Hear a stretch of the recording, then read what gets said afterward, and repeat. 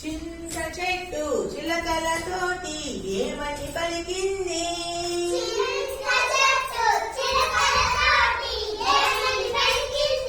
చిలకల్లారా చిలకల్లారా వద్దు వద్దండి.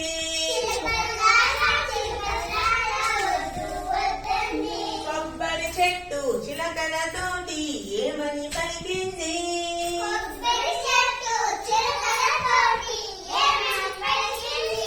చిలకల్లారా చిలకల్లారా వద్దు వద్దండి.